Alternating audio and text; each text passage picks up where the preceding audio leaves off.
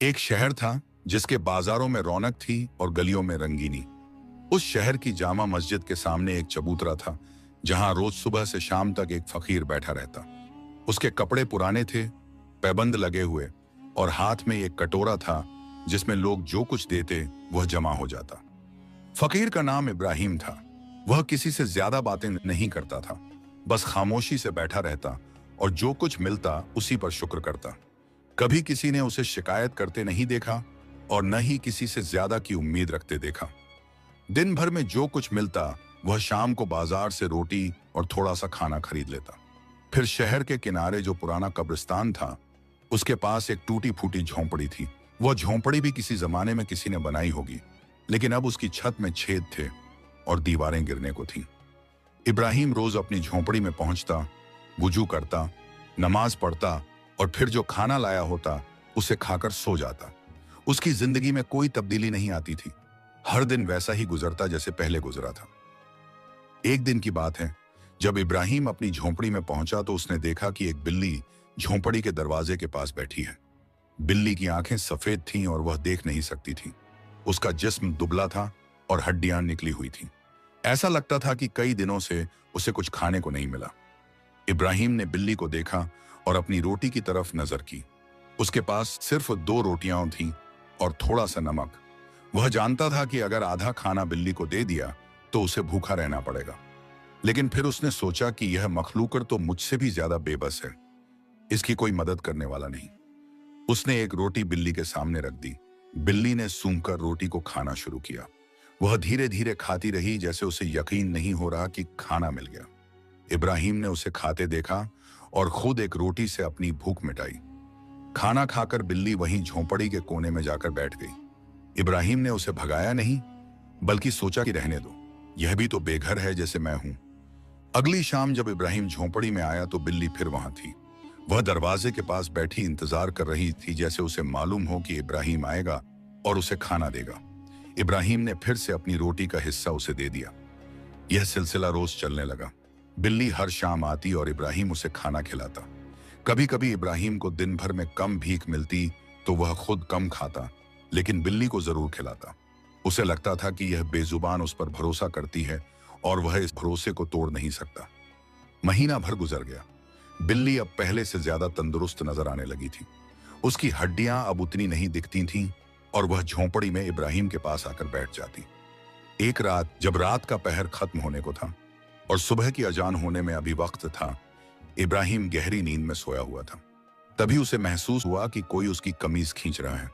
उसने आंखें खोली तो देखा कि वही बिल्ली उसकी कमीज का दामन मुंह में पकड़े हुए खींच रही है। इब्राहिम ने बिल्ली को हटाने की कोशिश की, लेकिन बिल्ली नहीं हटी। वह बार बार कमीज खींचती और फिर दरवाजे की तरफ जाती, जैसे इब्राहिम को कहीं ले जाना चाहती हो। इब्राहिम को हैरानी हुई। उसने सोचा कि शायद बिल्ली को कोई तकलीफ है या वह कुछ बताना चाहती है। वह उठा और बिल्ली के पीछे चलने लगा। बिल्ली झोंपड़ी से बाहर निकली और धीरे धीरे आगे बढ़ने लगी। रात का अंधेरा था और चांद की हल्की रोशनी में रास्ता दिख रहा था। इब्राहिम ने सोचा कि यह बिल्ली अंधी है, फिर भी इतने यकीन से चल रही है जैसे रास्ता जानती हो। बिल्ली शहर से बाहर की तरफ बढ़ती गई। शहर की आखिरी गलियां खत्म हुई और खुला मैदान शुरू हो गया। वहां पुराने खंडहर थे जो किसी जमाने में किसी रईस की हवेली रहे होंगे। अब वहां सिर्फ टूटी दीवारें और गिरे हुए पत्थर बाकी थे। बिल्ली एक खंडहर के अंदर घुस गई। इब्राहिम ने थोड़ा डर महसूस किया, क्योंकि ऐसी जगहों के बारे में लोग अजीब कहानियां सुनाते थे। लेकिन फिर उसने सोचा कि अल्लाह पर भरोसा रखना चाहिए और वह बिल्ली के पीछे खंडहर में दाखिल हो गया। खंडहर के अंदर एक पुराना आंगन था। बिल्ली उस आंगन में एक खास जगह पर जाकर रुक गई। वहां जमीन थोड़ी ऊंची थी और पुराने पत्थर पड़े थे। बिल्ली ने अपने पंजों से जमीन को खुरचना शुरू किया, जैसे वह कुछ खोद रही हो। इब्राहिम समझ नहीं आ पाया कि बिल्ली क्या कर रही है। उसने इधर उधर देखा तो उसे एक टूटी हुई लकड़ी दिखाई दी। उसने वह लकड़ी उठाई और जहां बिल्ली खुरच रही थी वहां खोदना शुरू किया। मिट्टी नरम थी और जल्दी हट रही थी। थोड़ी देर खोदने के बाद लकड़ी किसी सख्त चीज से टकराई। इब्राहिम ने और जोर से खोदा तो उसे एक पुराना घड़ा नजर आया। घड़ा मिट्टी में दबा हुआ था और उसका मुंह एक कपड़े से बंधा था। इब्राहिम ने घड़े को बाहर निकाला। वह भारी था। उसने कपड़ा खोला और घड़े के अंदर झांका। चांद की रोशनी में उसे कुछ चमकता हुआ दिखाई दिया।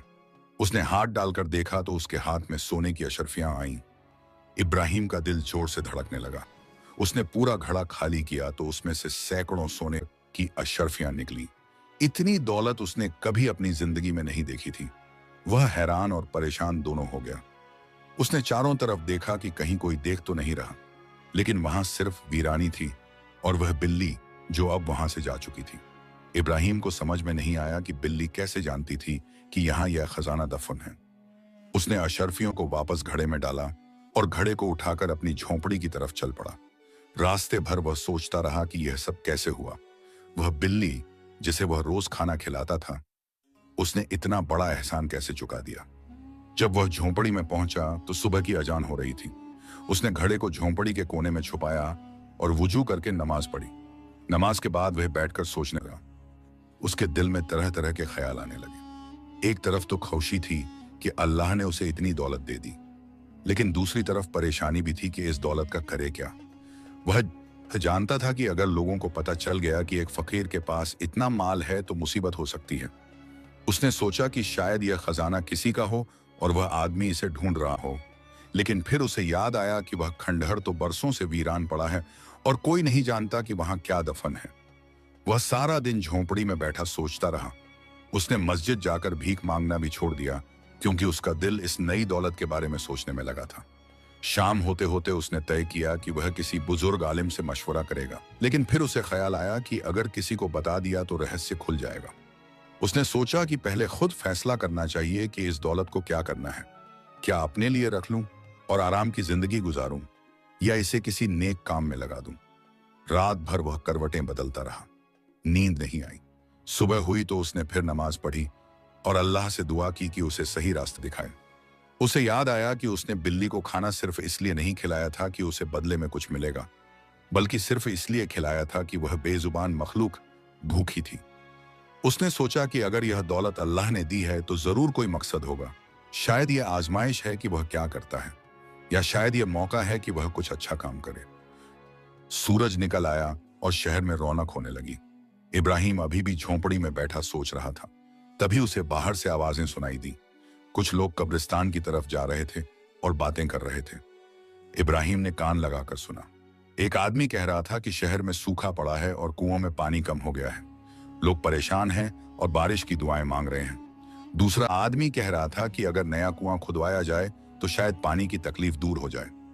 इब्राहिम को यह बात सुनकर एक ख्याल आया।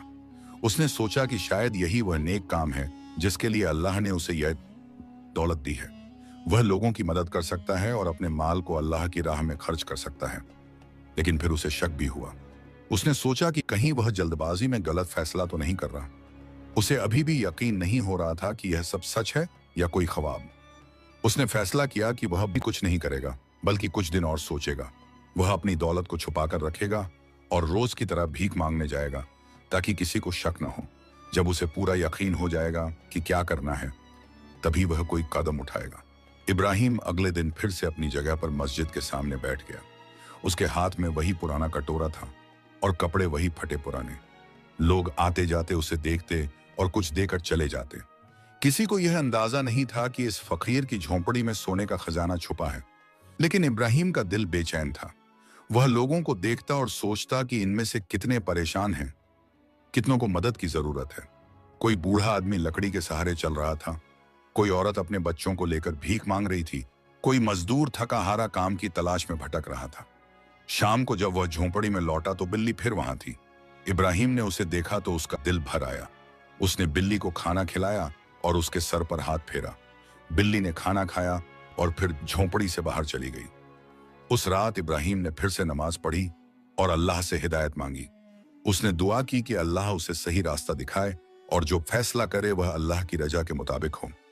अगली सुबह जब वह मस्जिद गया तो उसने देखा कि वहां बहुत भीड़ थी। लोग किसी बात पर बहस कर रहे थे। इब्राहिम ने पास जाकर सुना तो पता चला कि शहर के बड़े साहूकार का इंतकाल हो गया है और उसकी जायदाद के बारे में झगड़ा हो गया है। साहूकार के 3 बेटे थे। बड़ा बेटा कहता था कि पूरी जायदाद उसी की है क्योंकि वह सबसे बड़ा है। दूसरा बेटा कहता था कि बराबर हिस्सा होना चाहिए। तीसरा बेटा जो सबसे छोटा था वह खामोश खड़ा था और कुछ नहीं कह रहा था। लोग बातें कर रहे थे कि साहूकार के पास इतनी दौलत थी, लेकिन उसने कभी किसी की मदद नहीं की। वह सिर्फ अपना माल जमा करता रहा और गरीबों से कर्ज पर सूद वसूलता रहा। अब उसकी मौत के बाद उसके बेटे उस माल के लिए लड़ रहे हैं। इब्राहिम ने यह सब सुना और उसके दिल में एक सपक उतर गया। उसने सोचा कि दौलत का असली मकसद तो लोगों की भलाई है, न कि जमा करके रखना। अगर वह भी अपनी दौलत को छुपा कर रखेगा तो क्या फायदा। वह अपनी जगह पर बैठ गया और सोचने लगा। तभी एक बूढ़ी औरत मस्जिद की तरफ आती दिखाई दी। वह रो रही थी और लोगों से मदद मांग रही थी। इब्राहिम ने पूछा कि क्या बात है। बूढ़ी औरत ने बताया कि उसका इकलौता बेटा बीमार है और उसके पास इलाज के लिए पैसे नहीं हैं। हकीम ने कहा है कि दवा बहुत महंगी है और अगर जल्दी इलाज न किया गया तो बेटे की जान जा सकती है। इब्राहिम का दिल पसीज गया। उसने सोचा कि यहाँ एक इंसान की जान को खतरा है और उसके पास इतनी दौलत है कि वह मदद कर सकता है। लेकिन फिर उसे ख्याल आया कि अगर उसने मदद की तो लोगों को शक हो जाएगा कि फकीर के पास पैसे कहां से आए। वह रात भर सोचता रहा। सुबह हुई तो उसने एक तरकीब सोची। वह बाजार गया और एक पुराने कपड़े का सौदागर को ढूंढा। उसने सौदागर से कहा कि वह उसके लिए एक काम करे और उसे अच्छा सिला मिलेगा। इब्राहिम ने सौदागर को कुछ अशर्फियां दी और कहा कि वह जाकर उस बूढ़ी औरत के बेटे का इलाज करवा दे और औरत को बता दे कि यह मदद एक नामालूम शख्स की तरफ से है जो अल्लाह के नाम पर खैरात करता है। सौदागर राजी हो गया। उसने वैसा ही किया जैसा इब्राहिम ने कहा था। बूढ़ी औरत के बेटे का इलाज हुआ और वह ठीक हो गया। औरत खुशी से रोने लगी और अल्लाह का शुक्र अदा करने लगी। इब्राहिम को इस बात से बहुत सुकून मिला। उसने महसूस किया कि दौलत का असली मजा तो उसे खर्च करने में है, न कि जमा करने में। लेकिन उसने यह भी तय किया कि वह हमेशा पर्दे में रहकर मदद करेगा ताकि उसकी नीयत खालिस रहे और लोगों की नजर उस पर न पड़े। कुछ दिन गुजरे। इब्राहिम रोज अपनी जगह पर बैठता और लोगों को देखता। वह गरीबों और मुहताजों को पहचानने की कोशिश करता और फिर किसी न किसी तरीके से उनकी मदद करता, कभी सौदागर के जरिए, कभी किसी और के जरिए। एक दिन उसने सुना कि शहर की एक विधवा को उसके घर से निकाल दिया गया है क्योंकि वह महाजन का कर्ज नहीं चुका सकी। विधवा के 3 छोटे बच्चे थे और वह सड़क पर आ गई थी। इब्राहिम ने फिर से उसी तरीके से मदद की। उसने कर्ज अदा करवा दिया और विधवा को उसका घर वापस मिल गया। विधवा ने दुआएं दी उस नामालूम मददगार के लिए जिसने उसकी इज्जत बचाई। धीरे धीरे शहर में यह बात फैलने लगी कि कोई नामालूम शख्स है जो गरीबों की मदद करता है। लोग उसे गैब का मददगार कहने लगे। कोई नहीं जानता था कि वह कौन है, कहां रहता है, लेकिन उसकी मदद सबको मिलती थी। इब्राहिम खुश था कि वह अल्लाह की मखलूक की खिदमत कर पा रहा है, लेकिन उसका दिल अभी भी पूरी तरह संतुष्ट नहीं था। वह सोचता था कि यह तो बूंद बूंद करके मदद है, कोई बड़ा काम करना चाहिए जिससे पूरे शहर को फायदा हो। एक दिन जब वह मस्जिद में बैठा था तो उसने सुना कि शहर के काजी और कुछ बुजुर्ग लोग बात कर रहे हैं। काजी कह रहे थे कि शहर में पानी की बहुत तकलीफें हैं। पुराने कुएं सूख रहे हैं और लोग दूर दूर से पानी लाने जाते हैं। अगर कोई नया कुआं खुदवाया जाए तो बहुत बड़ी मदद हो जाए। एक बुजुर्ग ने कहा कि कुआं खुदवाने में बहुत खर्च आएगा, कम से कम 1000 अशर्फियां चाहिए होंगी और फिर यह भी देखना होगा कि कुआं कहां खोदा जाए ताकि पानी मिल सके। काजी ने कहा कि अगर कोई साहिब ए खैर इस काम के लिए आगे आए तो बहुत बड़ी नेकी होगी, लेकिन शहर में ऐसा कौन है जो इतना खर्च कर सके। इब्राहिम ने यह सब सुना और उसके दिल में जोश आ गया। उसने सोचा कि यही तो वह काम है जो उसे करना चाहिए। उसके पास अशर्फियां हैं और वह कुआं खुदवा सकता है, लेकिन कैसे? कोई यकीन नहीं करेगा कि एक फकीर कुआं खुदवा सकता है। वह कई दिनों तक सोचता रहा। फिर उसे एक तरकीब सूझी। वह शहर के बाहर गया जहां एक सौदागर रहता था। यह सौदागर दूसरे शहर से आया था और यहाँ के लोग उसे ज्यादा नहीं जानते थे। इब्राहिम ने सौदागर से बात की और उसे अपनी पूरी कहानी बताई। सौदागर पहले तो हैरान हुआ। उसे यकीन नहीं आया कि एक फकीर के पास इतनी दौलत कैसे हो सकती, लेकिन जब इब्राहिम ने उसे अशर्फियां दिखाई तो उसे मानना पड़ा। इब्राहिम ने सौदागर से कहा कि वह उसके नाम से कुआं खुदवाए। सौदागर ने पूछा कि उसे इससे क्या फायदा होगा। इब्राहिम ने कहा कि वह चाहता है कि लोगों को पानी मिले, नाम की ख्वाहिश नहीं है। उसने सौदागर को समझाया कि अगर उसके नाम से कुआं खुदवाया जाए तो लोगों को शक नहीं होगा और काम आसानी से हो जाएगा। सौदागर ने कुछ देर सोचा और फिर राजी हो गया। उसने कहा कि वह ऐसा करेगा, लेकिन वह सबको बता देगा कि यह पैसा असल में किसी और का है। इब्राहिम ने कहा कि नहीं, यह भी ना बताना। सौदागर को यह बात अजीब लगी, लेकिन उसने इब्राहिम की बात मान ली। अगले दिन सौदागर शहर के खाजी के पास गया और कहा कि वह शहर के लिए एक कुआं खुदवाना चाहता है। खाजी बहुत खुश हुए। उन्होंने कहा कि यह बहुत बड़ी नेकी का काम है और अल्लाह सौदागर को इसका अज्र देगा। शहर में जगह तय की गई जहां कुआं खोदा जाना था। यह जगह शहर के बीच में थी ताकि सबको पानी मिलना आसान हो। काम शुरू हो गया। मजदूर लाए गए और कुआं खोदना शुरू हुआ। इब्राहिम रोज दूर से देखता रहता। उसे बहुत खुशी होती थी यह देखकर कि उसके पैसे से इतना बड़ा काम हो रहा है, लेकिन वह किसी को बताता नहीं था। वह चुपचाप अपनी जगह पर बैठा रहता और भीख मांगता रहता। कुआं खुदते खुदते महीना भर लग गया।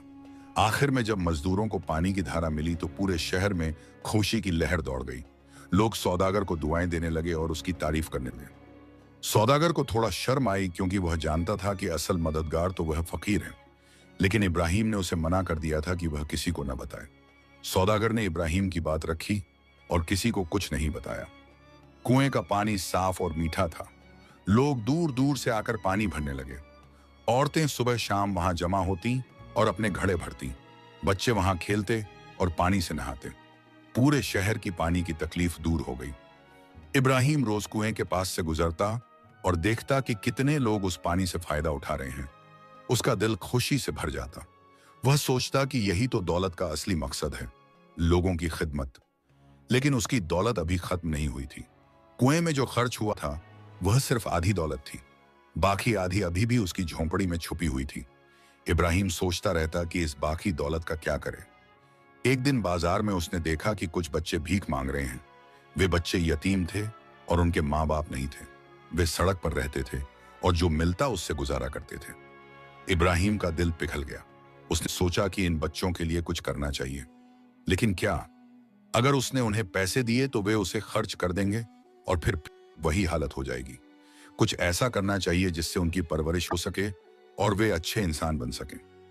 उसने फिर से उसी सौदागर से बात की। उसने कहा कि वह बच्चों के लिए एक जगह बनवाना चाहता है जहां वे रह सकें, खा पी सकें और कुछ सीख सकें। सौदागर ने कहा कि यह बहुत अच्छा काम है और वह इसमें मदद करेगा। इब्राहिम ने अपनी बाकी दौलत सौदागर को दे दी। सौदागर ने शहर के बाहर एक जगह खरीदी और वहां एक छोटा सा घर बनवाया। उस घर में यतीम बच्चों को रखा गया। उनके लिए खाने पीने और पढ़ने लिखने का इंतजाम किया गया।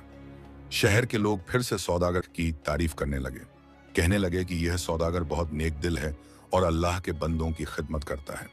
सौदागर को फिर शर्म आई, लेकिन इब्राहिम ने उसे कहा था कि किसी को कुछ न बताए। इब्राहिम की दौलत अब खत्म हो गई थी, लेकिन उसका दिल संतुष्ट था। उसने अपनी पूरी दौलत अल्लाह की राह में खर्च कर दी थी और किसी को पता भी नहीं चला कि असल मददगार कौन है। वह फिर से अपनी पुरानी जिंदगी में लौट आया। रोज मस्जिद के सामने बैठता, भीख मांगता और शाम को अपनी झोंपड़ी में चला जाता।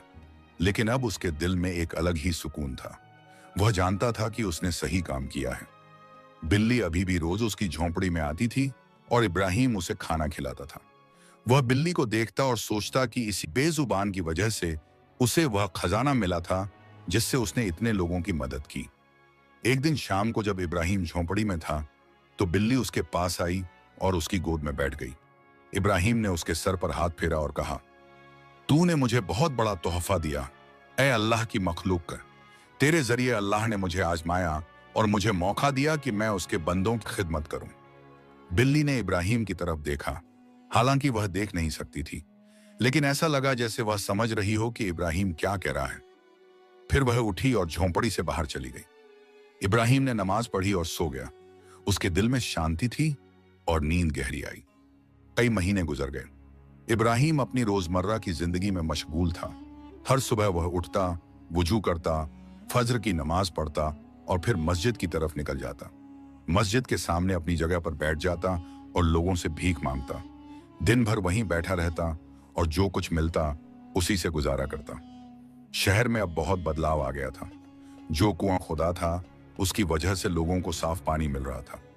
पहले औरतों को दूर दूर से पानी लाना पड़ता था, लेकिन अब उन्हें आसानी हो गई थी। कुएं के चारों तरफ रौनक रहती। सुबह सुबह औरतें अपने घड़े लेकर आती और बातें करते हुए पानी भरती। बच्चे भी वहां खेलते और शोर मचाते। यतीम बच्चों के लिए जो घर बनाया गया था वहां भी खुशहाली थी। बच्चे अब सड़क पर नहीं भटकते थे, बल्कि उन्हें रहने को छत मिल गई थी। उन्हें खाना मिलता था और एक मौलवी साहब उन्हें पढ़ाते थे। बच्चे कुरान पढ़ना सीख रहे थे और कुछ को लिखना पढ़ना भी सिखाया जा रहा था। शहर के लोग उस सौदागर की बहुत तारीफ करते थे। कहते थे कि अल्लाह ने उसे दौलत दी है और वह उसे नेक कामों में लगा रहा है। जब भी सौदागर बाजार में निकलता, लोग उसे सलाम करते और दुआएं देते। छोटे बच्चे उसके पास आते और प्यार से उसका हाथ पकड़ लेते। सौदागर को यह सब देखकर अजीब लगता था। वह जानता था कि असल नेकी तो उस फकीर ने की है जो अब भी मस्जिद के सामने बैठकर भीख मांगता है। कई बार सौदागर का दिल करता कि वह लोगों को सच बता दे, लेकिन फिर उसे इब्राहिम की बात याद आ जाती कि किसी को कुछ नहीं बताना। एक दिन सौदागर मस्जिद की तरफ जा रहा था तो उसने देखा कि इब्राहिम अपनी जगह पर बैठा है। सौदागर रुक गया और इब्राहिम के पास गया। उसने अपनी जेब से कुछ सिक्के निकाले और इब्राहिम के कटोरे में डाल दिए। इब्राहिम ने ऊपर देखा तो सौदागर को देखकर मुस्कुरा दिया। सौदागर ने धीरे से कहा, आप जो किया है वह बहुत बड़ा काम है। लोग मेरी तारीफ करते हैं लेकिन मुझे शर्म आती है क्योंकि मैं जानता हूं कि असल नेकी तो आपने की है। इब्राहिम ने कहा, भाई यह सब अल्लाह की मर्जी है। मैंने तो सिर्फ वही किया जो मुझे करना चाहिए था। अल्लाह ने मुझे दौलत दी, मैंने उसे उसके बंदों की खिदमत में लगा दी। इसमें शुक्रगुजार होने की बात है, न कि फख्र करने की। सौदागर ने कहा, लेकिन लोग तो मुझे भला समझते हैं। मैं चाहता हूं कि सबको पता चले कि आप कितने नेक दिल हैं। इब्राहिम ने सर हिलाया और कहा, नहीं भाई, यह जरूरी नहीं। अगर लोगों को पता चल गया तो मेरी नीयत में शक आ जाएगा। मैं यह काम अल्लाह की रजा के लिए करना चाहता था, न कि लोगों की वाहवाही के लिए। तुम चुप रहो और मुझे भी चुप रहने दो। अल्लाह सब देख रहा है और वही काफी है। सौदागर ने इब्राहिम की बात सुनी और उसका सर श्रद्धा से झुक गया। वह समझ गया कि इब्राहिम सच्चे दिल से नेकी करता है। उसने सलाम किया और चला गया। शहर में जैसे जैसे दिन गुजरते गए वैसे वैसे लोगों की जिंदगी बेहतर होती गई। पानी की वजह से खेती भी अच्छी होने लगी। किसान फसलें उगाने लगे और बाजार में सब्जियां और अनाज की कोई कमी नहीं रही। यतीम बच्चे भी बड़े हो रहे थे और कुछ तो इतने होशियार निकले कि उन्होंने दुकानदारी सीख ली। लेकिन शहर में एक आदमी था जो इन सब बदलावों से खुश नहीं था। उसका नाम मंसूर था और वह एक अमीर जमींदार था। मंसूर के पास शहर के बाहर बहुत जमीन थी और उसके बहुत से मजदूर काम करते थे। लेकिन मंसूर बहुत कंजूस और सख्त था। वह अपने मजदूरों को कम मजदूरी देता और उनसे ज्यादा काम लेता। मंसूर को यह बात अच्छी नहीं लगती थी कि लोग उस सौदागर की इतनी तारीफ करते हैं। वह सोचता था कि सौदागर ने सिर्फ एक कुआं खुदवाया और एक घर बनवाया, इसमें इतनी बड़ी बात क्या है। उसके पास तो इतनी जमीन है और इतनी दौलत है, लेकिन कोई उसकी तारीफ नहीं करता। एक दिन मंसूर बाजार में घूम रहा था तो उसने कुछ औरतों को बातें करते सुना। एक औरत कह रही थी, अल्लाह उस सौदागर को सलामत रखे, उसकी वजह से हमारी कितनी मुश्किलें आसान हो गईं। दूसरी औरत ने कहा, हाँ, और देखो उन यतीम बच्चों को, पहले वे भूखे नंगे घूमते थे, अब उन्हें रहने को घर मिल गया और पढ़ने का मौका भी। तीसरी औरत ने कहा, सच में अल्लाह ऐसे लोगों को और दौलत दे, जिनके पास है वे दूसरों की मदद करें तो दुनिया कितनी अच्छी हो जाए। मंसूर ने यह सुना तो उसके दिल में जलन हुई। वह सोचने लगा कि लोग उसकी तारीफ क्यों नहीं करते। क्या उसने कुछ नहीं किया? उसने तो इतने लोगों को काम दिया है। लेकिन मंसूर यह भूल गया कि वह अपने मजदूरों को बहुत कम मजदूरी देता था और उनसे बहुत सख्ती से पेश आता था। जब भी कोई मजदूर जरा सी गलती करता, मंसूर उसे डांटता और उसकी मजदूरी काट लेता। मजदूर उससे डरते थे और मजबूरी में काम करते थे। मंसूर के दिल में ईर्ष्या बढ़ती गई। वह सोचने लगा कि कैसे लोगों की नजर में अच्छा बने। एक दिन उसे ख्याल आया कि अगर वह भी कोई बड़ा काम करे तो लोग उसकी तारीफ करेंगे। उसने तय किया कि वह शहर में एक बड़ा बाजार बनवाएगा जहां दुकानदार अपनी दुकानें लगा सकेंगे। लेकिन मंसूर की नीयत साफ नहीं थी। वह सिर्फ इसलिए यह काम करना चाहता था ताकि लोग उसकी तारीफ करें। उसे लोगों की भलाई से कोई मतलब नहीं था, बस उसे अपनी शोहरत चाहिए थी। मंसूर ने शहर के काजी से मिलकर कहा कि वह एक बाजार बनवाना चाहता है। काजी खुश हुए और कहा कि यह बहुत अच्छा काम है। शहर में जगह तय की गई और मंसूर ने काम शुरू करवा दिया। मंसूर ने बाजार के लिए बहुत पैसा खर्च किया। उसने मजदूरों को बुलाया और काम शुरू हुआ। लेकिन मंसूर मजदूरों के साथ बहुत बुरा बर्ताव करता था। वह उन्हें बहुत कम पैसे देता और उनसे सुबह से शाम तक काम करवाता। अगर कोई मजदूर थक जाता तो वह उसे डांटता और कहता कि जल्दी काम खत्म करो। बाजार बनने में कई महीने लग गए। जब बाजार तैयार हुआ तो मंसूर ने बड़ा जगह बड़ा जश्न मनाया। उसने शहर के सभी बड़े लोगों को बुलाया और दावत दी। उसने सबको बताया कि उसने कितना बड़ा काम किया है और कैसे इस बाजार से शहर को फायदा होगा। लोग बाजार को देखने आए। बाजार सच में अच्छा बना था। बहुत सारी दुकानें थीं और जगह जगह पर बैठने के लिए जगह भी थी। लेकिन जब दुकानदारों ने पूछा कि दुकान का किराया क्या होगा, तो मंसूर ने बहुत ज्यादा किराया बताया। दुकानदार हैरान रह गए। उन्होंने कहा कि इतना किराया तो हम नहीं दे सकते। मंसूर ने कहा कि उसने इतना पैसा खर्च किया है तो किराया तो वसूलना ही होगा। दुकानदारों ने कहा कि इतने किराए में तो हमें नुकसान ही होगा। लेकिन मंसूर नहीं माना। अड़ा रहा कि किराया वही होगा जो उसने तय किया है। कुछ दुकानदार मजबूरी में दुकानें ले गए, लेकिन बहुत से लोग वापस चले गए। बाजार में बहुत सारी दुकानें खाली रह गईं। लोगों ने देखा कि मंसूर ने बाजार तो बनवाया, लेकिन उसकी नीयत नेकी की नहीं थी, बल्कि सिर्फ पैसा कमाने की थी।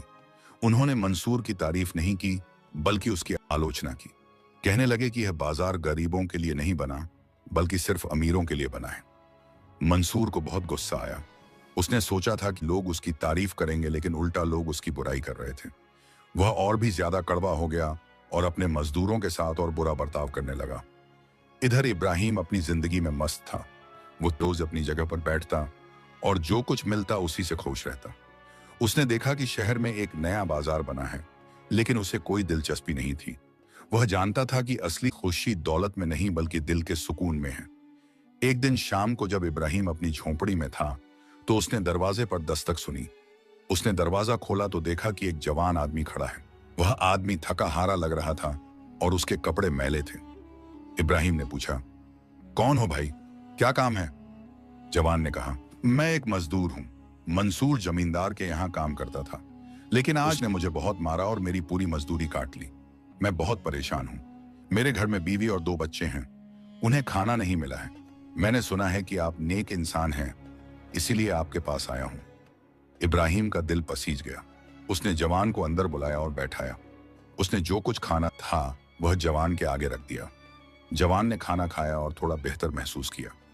इब्राहिम ने पूछा, मंसूर ने तुम्हें क्यों मारा? जवान ने कहा, मैं उसके खेत में काम कर रहा था। एक बोरी भारी थी और मुझसे उठाई नहीं गई। मैंने कहा कि थोड़ा इंतजार कर लें, मैं किसी की मदद ले लेता हूं। लेकिन मंसूर को गुस्सा आ गया। उसने मुझे डांटा और लात घूंसे मारे। फिर कहा कि तुम कमजोर हो, तुम्हें मजदूरी नहीं मिलेगी। इब्राहिम ने कहा, यह तो बहुत जुल्म है, तुम्हें मेहनत की मजदूरी मिलनी चाहिए। जवान ने कहा, लेकिन मैं क्या करूं? मंसूर बहुत ताकतवर है। अगर मैंने शिकायत की तो वह मुझे और मारेगा, और फिर शहर में कोई मेरे खिलाफ नहीं जाएगा, क्योंकि सब मंसूर से डरते हैं। इब्राहिम ने कुछ देर सोचा, फिर उसने कहा, तुम परेशान मत हो, अल्लाह जालिम को जरूर सजा देता है। तुम अभी घर जाओ और अपने बीवी बच्चों को खाना खिलाओ। ये लो थोड़े पैसे, इनसे कुछ खाना खरीद लेना और कल से किसी और जगह काम ढूंढना। इब्राहिम के पास बहुत पैसे नहीं थे, क्योंकि उसने अपनी सारी दौलत पहले ही खर्च कर दी थी। लेकिन जो कुछ उसके पास था उसने जवान को दे दिया। जवान ने शुक्रिया अदा किया और चला गया। इब्राहिम रात भर सोचता रहा। उसे मंसूर की झालिमाना हरकतों के बारे में पहले भी सुना था, लेकिन आज जब उसने खुद एक मजदूर की हालत देखी तो उसका दिल दुखा। उसने सोचा कि कुछ करना चाहिए, लेकिन क्या? उसके पास अब दौलत नहीं थी जिससे वह किसी की मदद कर सके। अगली सुबह जब इब्राहिम मस्जिद गया तो उसने देखा कि वहां बहुत भीड़ है। लोग किसी बात पर बहस कर रहे थे। इब्राहिम ने पूछा तो पता चला कि मंसूर ने एक और मजदूर को मार दिया और उसे बेघर कर दिया है। काजी साहब भी वहां थे। उन्होंने कहा, यह बहुत बुरी बात है। मंसूर को समझना चाहिए कि गरीबों के साथ ऐसा बर्ताव करना अल्लाह को पसंद नहीं है। एक बुजुर्ग ने कहा, लेकिन कौन उसे समझाएगा? वह तो बहुत घमंडी हो गया है, अपनी दौलत के नशे में चूर है। काजी ने कहा, मैं उससे बात करूंगा, उसे समझाऊंगा कि यह रास्ता सही नहीं है। इब्राहिम चुपचाप सब सुनता रहा। उसे लगा कि सिर्फ समझाने से मंसूर नहीं सुधरेगा। उसे कोई सबकर चाहिए, लेकिन वह सबकर कौन देगा? दिन गुजरते गए। मंसूर का जुल्म बढ़ता गया। वह अपने मजदूरों को और परेशान करने लगा। कई मजदूरों ने उसका काम छोड़ दिया, लेकिन कुछ मजबूरी में रुके रहे, क्योंकि उन्हें और कहीं काम नहीं मिल रहा था। शहर के लोग मंसूर से नाराज थे, लेकिन कोई उसके खिलाफ आवाज नहीं उठा सकता था, क्योंकि वह बहुत ताकतवर था। उसके कई दोस्त शहर के बड़े लोगों में थे और वह काजी को भी रिश्वत देता था। एक दिन इब्राहिम अपनी झोंपड़ी में बैठा था तो उसने देखा कि बिल्ली आई है। वही अंधी बिल्ली जो उसे खजाना दिखाने ले गई थी। इब्राहिम ने उसे कई दिनों से नहीं देखा था। उसने बिल्ली को खाना खिलाया और उसके सर पर हाथ फेरा। बिल्ली खाना खाकर इब्राहिम के पास बैठ गई। इब्राहिम ने उससे कहा, तूने मुझे इतना बड़ा तोहफा दिया था। मैंने उस दौलत से लोगों की मदद की, लेकिन अब फिर से लोग परेशान हैं। मंसूर उन पर जुल्म कर रहा है और मैं कुछ नहीं कर सकता क्योंकि मेरे पास अब कुछ नहीं है। बिल्ली ने इब्राहिम की तरफ अपना अंधा चेहरा किया और म्याऊं की आवाज निकाली। फिर वह उठी और झोंपड़ी से बाहर चली गई। इब्राहिम ने सोचा कि शायद बिल्ली को उसकी बात समझ में नहीं आई। वह बेजुबान है, वह क्या समझेगी। लेकिन इब्राहिम यह नहीं जानता था कि अल्लाह की मखलूक कभी कभी इंसानों से ज्यादा समझदार होती है। उस रात इब्राहिम सोया हुआ था तो उसे एक ख्वाब आया। ख्वाब में उसने देखा कि बिल्ली उसके पास आई है और उसे फिर से कहीं ले जा रही है। इब्राहिम बिल्ली के पीछे चल रहा है। बिल्ली उसे मंसूर के घर के पास ले गई। वहां एक पुराना पेड़ था। बिल्ली उस पेड़ के पास रुकी और जमीन को खुरचने लगी। इब्राहिम की नींद टूट गई। उसने इधर उधर देखा, बिल्ली वहां नहीं थी। यह तो सिर्फ ख्वाब था, लेकिन ख्वाब इतना साफ था कि इब्राहिम को लगा जैसे सच हो। वह सोचने लगा कि क्या यह कोई इशारा है, क्या बिल्ली उसे कुछ बताना चाहती है। लेकिन फिर उसने सोचा कि नहीं, यह तो बस एक ख्वाब था। ख्वाब में कई अजीब चीजें दिखती हैं। लेकिन अगली रात फिर वही ख्वाब आया। उसके अगली रात भी 3 रातें लगातार इब्राहिम को वही ख्वाब आता रहा। अब उसे यकीन होने लगा कि यह कोई इशारा जरूर है। चौथी रात जब फिर वही ख्वाब आया तो इब्राहिम ने फैसला किया कि वह देखेगा कि मंसूर के घर के पास वाकई में कोई पुराना पेड़ है या नहीं। अगर है तो शायद वहां कुछ छुपा हो। अगले दिन शाम को इब्राहिम मंसूर के घर की तरफ गया। उसने देखा कि वाकई में वहां एक पुराना पेड़ है, बिल्कुल वैसा ही जैसा उसने ख्वाब में देखा था। इब्राहिम हैरान रह गया। उसका दिल जोर से धड़कने लगा।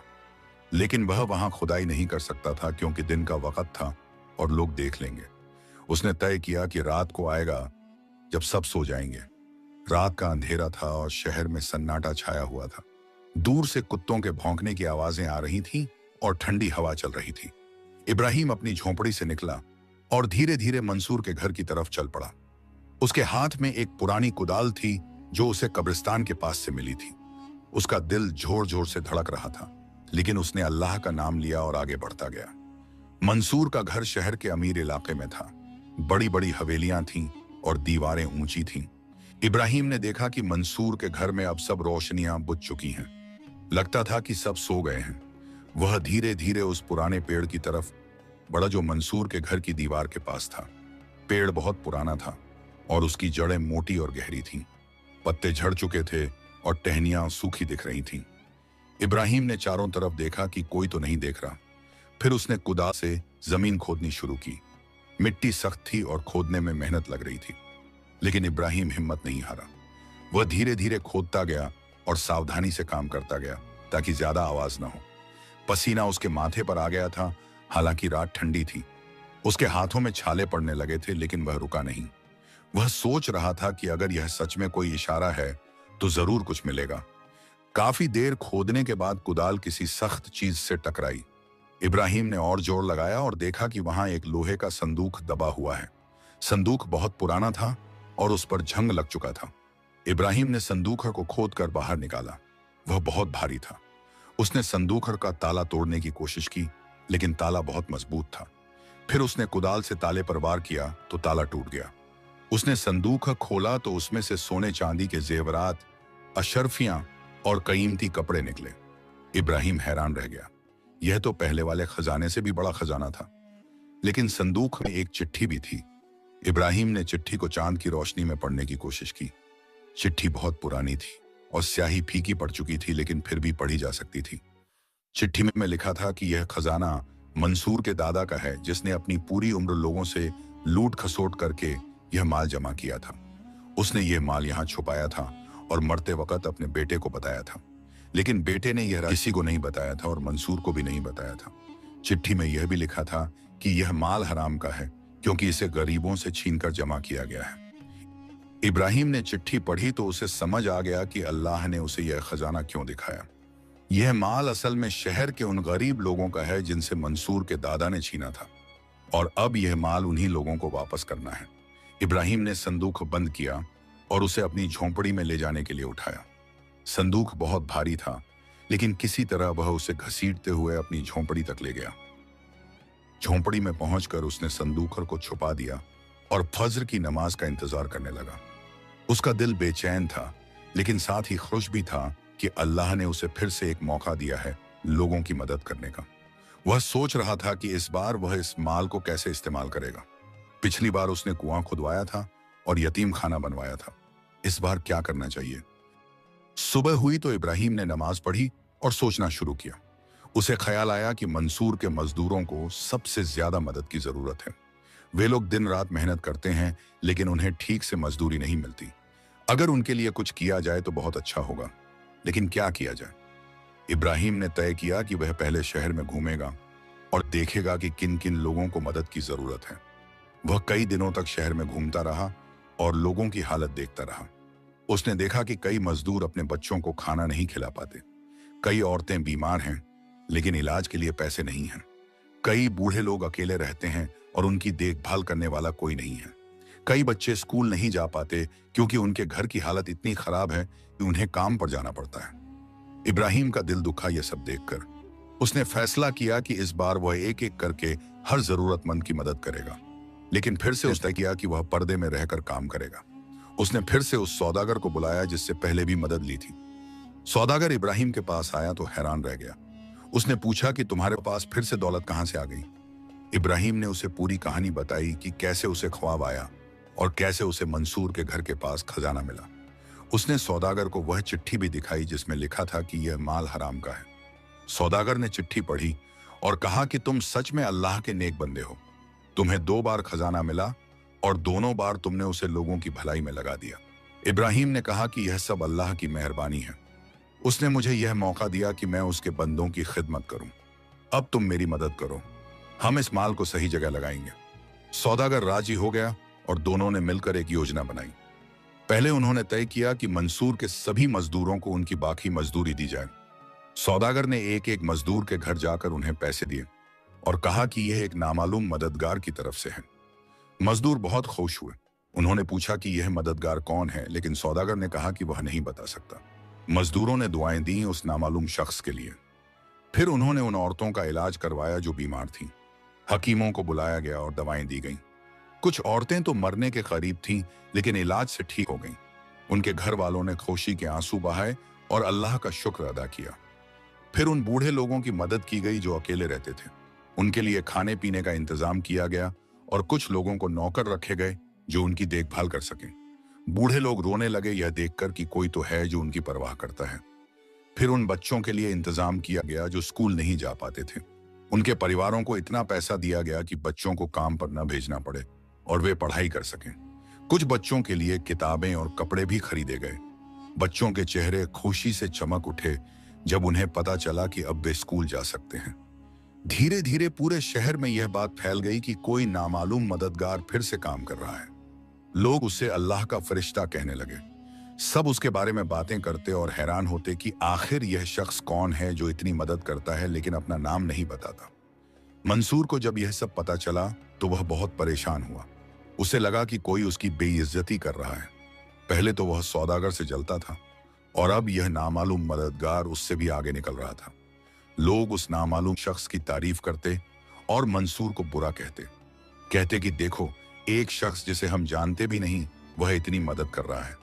और मंसूर जिसके पास इतनी दौलत है वह अपने मजदूरों को भी ठीक से मजदूरी नहीं देता। मंसूर का गुस्सा और बढ़ गया। उसने अपने मजदूरों से और सख्ती से पेश आना शुरू कर दिया।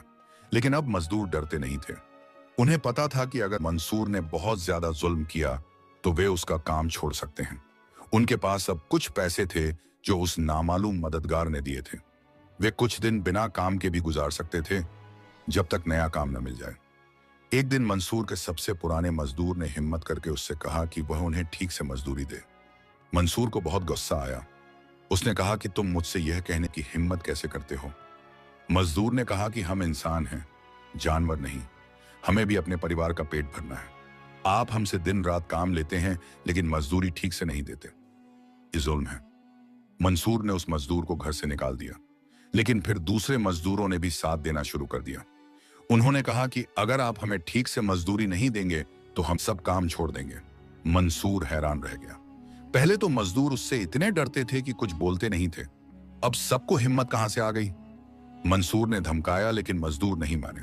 आखिर में सभी मजदूरों ने मंसूर का काम छोड़ दिया। मंसूर अकेला रह गया। उसके खेत थे लेकिन काम करने वाला कोई नहीं। उसकी दुकानें थीं लेकिन चलाने वाला कोई नहीं। उसका बाजार था लेकिन देखभाल करने वाला कोई नहीं। मंसूर ने नए मजदूर ढूंढने की कोशिश की लेकिन शहर में उसकी इतनी बदनामी हो चुकी थी कि कोई उसके यहाँ काम करने को तैयार नहीं था। लोग कहते हैं मंसूर जालिम है और वह अपने मजदूरों के साथ बुरा बर्ताव करता है, हम उसके यहाँ काम नहीं करेंगे। धीरे धीरे मंसूर की हालत खराब होने लगी। उसके खेत बंजर पड़ने लगे, उसकी दुकानें बंद होने लगीं, उसका बाजार वीरान होने लगा। जो दौलत उसने जुल्म से कमाई थी वह धीरे धीरे खत्म होने लगी। मंसूर परेशान हो गया। वह सोचता रहता कि यह सब कैसे हो गया। कुछ महीने पहले तक तो सब ठीक था, अब अचानक सब कुछ बिगड़ गया। एक दिन मंसूर को पता चला कि उसके घर के पास की जमीन में किसी ने खुदाई की है। वह वहां गया तो देखा कि उस पुराने पेड़ के पास जमीन खोदी गई है। उसे याद आया कि उसके दादा ने एक बार कहा था कि इस पेड़ के नीचे कुछ दफन है, लेकिन उसके बाप ने उसे कभी यह राज नहीं बताया था कि क्या दफन है। अब किसी ने वो खजाना निकाल लिया था। मंसूर का दिल बैठ गया। उसे समझ आ गया कि जो नामालूम मददगार शहर में लोगों की मदद कर रहा है उसे शायद यह खजाना मिल गया है, और यह खजाना असल में उसके दादा का था। मंसूर को लगा कि उसकी दौलत चोरी हो गई है। वह काजी के पास गया और शिकायत की। काजी ने पूछा कि तुम्हें कैसे पता कि वहां खजाना था। मंसूर ने कहा कि उसके दादा ने बताया था। काजी ने कहा कि अगर तुम्हारे दादा ने बताया था तो तुमने पहले क्यों नहीं निकाला। मंसूर के पास कोई जवाब नहीं था। असल में उसे ठीक से पता ही नहीं था कि वहां क्या था। काजी ने कहा कि बिना सबूत के वे कुछ नहीं कर सकते, और फिर अगर किसी को कोई चीज जमीन में दबी मिलती है तो वह उसका हक बनता है। मंसूर नाराज होकर वापस चला गया। उधर इब्राहिम की मदद से शहर में और भी बहुत से काम हो रहे थे। सौदागर ने उन मजदूरों को इकट्ठा किया जिन्होंने मंसूर का काम छोड़ा था। उसने उनसे कहा कि अगर वे चाहें तो वे मिलकर अपना काम शुरू कर सकते हैं। नामालूम मददगार उन्हें शुरुआत के लिए पैसे देने को तैयार है। मजदूर बहुत खुश हुए। उन्होंने मिलकर एक छोटा कारखाना शुरू किया जहां वे कपड़े बुनते थे। काम अच्छा चल निकला और उन्हें अच्छी कमाई होने लगी। कुछ और मजदूरों ने मिलकर एक छोटा बाजार बनाया जहां वे अपना सामान बेचते थे। उन्होंने दुकानों का किराया बहुत कम रखा ताकि छोटे दुकानदार भी वहां दुकान खोल सकें। यह बाजार ही शहर का सबसे मशहूर बाजार बन गया। लोग कहते कि यहाँ का सामान अच्छा है और दाम भी कम है, और सबसे बड़ी बात यह कि यहाँ के दुकानदार ईमानदार हैं और किसी को ठगते नहीं। धीरे धीरे मंसूर का बाजार बिल्कुल वीरान हो गया। कोई वहां नहीं जाता था। मंसूर की दुकानें बंद हो गईं और उसकी दौलत खत्म होने लगी। वह जो इतना घमंडी था अब परेशान और उदास रहने लगा। उसे समझ आने लगा कि उसकी सारी तकलीफों की वजह उसका अपना जुल्म था। अगर उसने लोगों के साथ अच्छा बर्ताव किया होता तो आज ये हालत न होती। एक दिन मंसूर को इतनी परेशानी हुई कि वह काजी के पास गया और अपनी सारी कहानी बताई। उसने कहा कि उसे अब अपनी गलती का एहसास हो गया है। वह अपने मजदूरों से माफी मांगना चाहता है और उनके साथ अच्छा बर्ताव करना चाहता है। काजी ने कहा कि यह अच्छी बात है, तुम्हें अपनी गलतियों का एहसास हो गया है और यह पहला कदम है सुधार का। काजी ने मंसूर से कहा कि तुम जाओ और अपने पुराने मजदूरों से माफी मांगो। उन्हें बताओ कि तुम बदल गए हो और अब तुम उनके साथ इंसानियत से पेश आओगे। मंसूर ने वैसा ही किया। वह एक एक करके सभी मजदूरों के घर गया और माफी मांगी। उसने कहा कि उसने उनके साथ बहुत बुरा किया और अब वह अपनी गलती सुधारना चाहता है। कुछ मजदूर तो माफ करने को तैयार हो गए, लेकिन कुछ ने कहा कि हम अब अपना काम शुरू कर चुके हैं और खुश हैं, हमें तुम्हारे पास वापस नहीं आना। मंसूर ने कहा कि ठीक है, मैं समझता हूं, मैं बस इतना चाहता था कि तुम मुझे माफ कर दो। मजदूरों ने उसे माफ कर दिया क्योंकि वे नेक दिल थे। मंसूर की जिंदगी बदलने लगी। अब वह ज्यादा विनम्र हो गया था। उसने अपनी बाकी दौलत से कुछ गरीबों की मदद करनी शुरू की। धीरे धीरे लोगों का नजरिया उसके बारे में बदलने लगा। कहने लगे कि मंसूर सुधर गया है और अब वह पहले जैसा नहीं रहा। मंसूर को इस बात से बहुत सुकून मिला। उसे समझ आ गया कि असली खलूशी दौलत में नहीं बल्कि लोगों की दुआओं में है। उधर इब्राहिम का खजाना अब लगभग खत्म हो चुका था। उसने सारी दौलत लोगों की भलाई में लगा दी थी। अब वह फिर से वही फकीर बन गया था जो मस्जिद के सामने बैठकर भीख मांगता है। लेकिन उसके दिल में बेपनाह सुकून था। वह जानता था कि उसने अल्लाह की दी हुई दौलत को सही जगह इस्तेमाल किया। एक दिन शाम को जब इब्राहिम अपनी झोंपड़ी में था तो काजी साहब उसके पास आए। इब्राहिम हैरान हुआ कि काजी साहब उसकी झोंपड़ी में क्यों आए। काजी ने कहा कि वे उससे कुछ बात करना चाहते हैं। इब्राहिम ने उन्हें बैठाया और पानी पिलाया। काजी ने कहा, इब्राहिम, मैं जानता हूं कि तुम ही वह नामालूम मददगार हो जिसने इस शहर में इतनी भलाई की है। इब्राहिम चौंक गया। उसने पूछा कि काजी को कैसे पता चला। काजी ने कहा, मैं बूढ़ा हूं लेकिन अंधा नहीं। मैंने देखा कि जब भी कोई नेक काम होता है सौदागर उसमें शामिल होता है, और मैंने यह भी देखा कि सौदागर अक्सर तुमसे मिलने आता है। मैंने जोड़ लगाया और समझ गया कि असली मददगार तुम हो। इब्राहिम ने सर झुका लिया। उसने कहा, हाँ काजी साहब, मैं ही हूं, लेकिन मैंने यह सब अल्लाह की रजा के लिए किया, न कि नाम के लिए। इसलिए मैंने किसी को नहीं बताया। काजी ने कहा, मैं जानता हूं और मैं तुम्हारी इस बात की इज्जत करता हूं। मैं किसी को नहीं बताऊंगा। मैं बस तुम्हें यह बताने आया था कि तुमने जो किया है वह बहुत बड़ा काम है। अल्लाह तुम्हें इसका बहुत बड़ा अज्र देगा। इब्राहिम ने कहा, काजी साहब, मैंने कुछ नहीं किया। अल्लाह ने मुझे 2 बार दौलत दी और मैंने उसे वहीं लगाया जहां लगाना चाहिए था। असली शुक्र तो अल्लाह का है जिसने मुझे यह मौका दिया।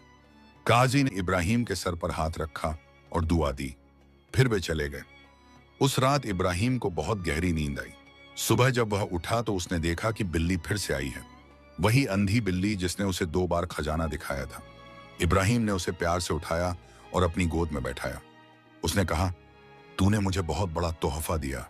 ए अल्लाह की मखलूक, तेरे जरिए मुझे इतना कुछ मिला। अब मेरे पास देने को कुछ नहीं है सिवाय अपनी दुआओं के। बिल्ली ने इब्राहिम की तरफ अपना अंधा चेहरा किया और म्याऊं की आवाज निकाली। फिर वह उसकी गोद से उतरी और झोंपड़ी से बाहर चली गई। इब्राहिम ने उसे जाते देखा और मुस्कुरा दिया। दिन गुजरते गए। शहर में अब खुशहाली थी। कुआं साफ पानी देता रहा। यतीम खाना बच्चों को परवरिश देता रहा। मजदूरों का कारखाना और बाजार अच्छा चलता रहा। लोग खुश थे और एक दूसरे की मदद करते थे। वह नामालूम मददगार कभी सामने नहीं आया, लेकिन उसकी नेकियों का असर हमेशा रहा। इब्राहिम रोज अपनी जगह पर बैठता और लोगों को देखता। वह देखता कि जो औरतें पानी भरने जाती हैं वे कितनी खुश हैं, जो बच्चे स्कूल जाते हैं कितने शौक हैं, जो मजदूर अपने कारखाने में काम करते हैं वे कितने संतुष्ट हैं। यह सब देखकर उसका दिल खुशी से भर जाता। कई साल गुजर गए। इब्राहिम अब बूढ़ा हो चुका था, लेकिन वह अभी भी उसी जगह बैठता जहां पहले बैठता था। उसके बाल सफेद हो चुके थे और चेहरे पर झुर्रियां आ गई थी, लेकिन उसकी आंखों में वही शांति थी जो हमेशा रहती थी। एक दिन सौदागर उसके पास आया और कहा, इब्राहिम भाई, मैंने तुम्हारी मदद से बहुत सारे नेक काम किए, लेकिन लोग समझते हैं कि मैंने किए। मुझे बहुत शर्म आती है। मैं चाहता हूं कि लोगों को सच बता दूं। इब्राहिम ने मुस्कुराकर कहा, नहीं भाई, यह जरूरी नहीं। तुमने मेरी मदद की और यह भी एक नेकी है। और जो लोग तुम्हारी तारीफ करते हैं तुम उन्हें बता देना कि यह सब अल्लाह का फजल है। बस इतना काफी है। सौदागर ने इब्राहिम का हाथ पकड़ा और कहा, तुम सच में अल्लाह के नेक बंदे हो। मैंने तुमसे बहुत कुछ सीखा। इब्राहिम ने कहा, हम सब सीखते रहते हैं भाई। जिंदगी एक सबकद है और अल्लाह हमारा उस्ताद। शाम हो गई थी और सूरज डूबने लगा था। शहर में अजान हो रही थी और लोग नमाज के लिए मस्जिद की तरफ जा रहे थे। इब्राहिम ने अपना कटोरा उठाया और अपनी झोंपड़ी की तरफ चल पड़ा। रास्ते में उसने देखा कि बच्चे खेल रहे हैं, औरतें बातें कर रही हैं, दुकानदार अपनी दुकानें बंद कर रहे हैं। सब कुछ शांत और खुशगवार था। इब्राहिम ने सोचा कि यही तो जिंदगी का मकसद है, अल्लाह की मखलूकत की खिदमत करना, लोगों की भलाई करना और अपने दिल में सुकून रखना। दौलत आती है और चली जाती है, लेकिन नेकियों का असर हमेशा रहता है। जो लोगों की मदद करता है अल्लाह उसकी मदद करता है, और जो अल्लाह की रजा ढूंढता है उसे दुनिया और आखिरत दोनों में कामयाबी मिलती है। इब्राहिम अपनी झोंपड़ी में पहुंचा और नमाज पढ़ी। फिर वह लेट गया और सो गया। उसके चेहरे पर मुस्कुराहट थी और दिल में शांति। उसे पता था कि उसने अपनी जिंदगी सही तरीके से जी है और अल्लाह की रजा हासिल की है। यही तो सबसे बड़ी कामयाबी है। और इस तरह फकीर की कहानी खत्म होती है। वह फकीर जिसने एक अंधी बिल्ली को खाना खिलाया और बदले में 2 बार खजाना मिला, लेकिन उसने वह खजाना अपने लिए नहीं रखा बल्कि लोगों की भलाई में लगा दिया। और इस तरह वह एक साधारण फकीर से अल्लाह का प्यारा बंदा बन गया। उसका नाम तो किसी को पता नहीं चला, लेकिन उसकी नेकियां हमेशा याद रहीं। और यही सच्ची कामयाबी है।